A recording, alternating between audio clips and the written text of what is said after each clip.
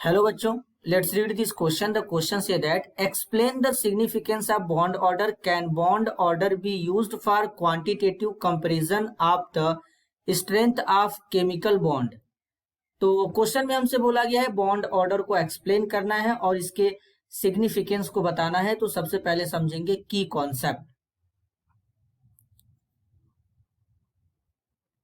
की कॉन्सेप्ट होगा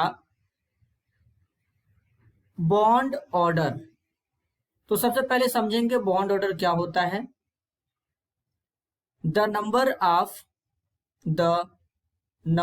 of bond present between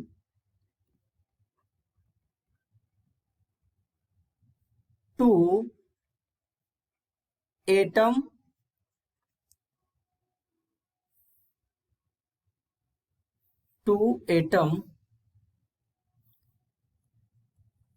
is known as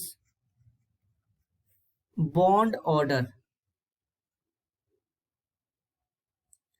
दो एटम के बीच में जो बॉन्ड का नंबर होता है उसी को बॉन्ड ऑर्डर कहते हैं। फॉर एग्जाम्पल, जैसे कि हाइड्रोजन के बीच में सिंगल बॉन्ड है, ऑक्सीजन के बीच में डबल बॉन्ड है, नाइट्रोजन के बीच में ट्रिपल बॉन्ड है। तो अब इनकी अगर बॉन्ड ऑर्डर की बात करेंगे, बॉन्ड ऑर्डर, तो हाइड्रोजन में बॉन्ड ऑर्डर 1 होगा क्योंकि दोनों एटम के बीच में एक बॉन्ड बना है। ऑक्सीजन का बॉन्ड ऑर्डर 2 होगा और नाइट्रोजन का बॉन्ड ऑर्डर 3 होगा। अब जैसे जैसे बॉन्ड का नंबर बढ़ता है इसका मतलब बॉन्ड ऑर्डर इंक्रीज कर रहा है, और जब बॉन्ड ऑर्डर इंक्रीज करता है तो जो बॉन्ड लेंथ है वो डिक्रीज कर जाता है क्योंकि बॉन्ड मल्टीपल होने लगता है, और जो बॉन्ड लेंथ जब डिक्रीज करेगा तो बॉन्ड एनर्जी जो होता है वो इंक्रीज कर जाता है। मतलब जो बॉन्ड ऑर्डर होता है, बॉन्ड ऑर्डर, ये डायरेक्टली प्रोपोर्शनल होता है बॉन्ड एनर्जी के, और ये डायरेक्टली प्रोपोर्शनल होता है stability of molecule, stability of molecule के, और रेसिप्रोकल होता है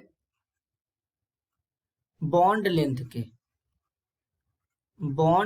के रेसिप्रोकल होता है। तो इस तरीके से अगर देखें तो नाइट्रोजन के बीच में जो ट्रिपल बॉन्ड है इसको ब्रेक करने के लिए अमाउंट ऑफ एनर्जी ज्यादा चाहिए।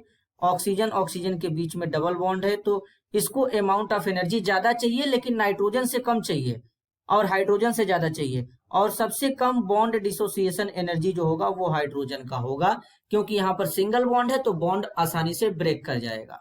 तो इस तरीके से बॉन्ड ऑर्डर उसका सिग्निफिकेंस होगा। This is your answer. I hope you understood it well. All the best.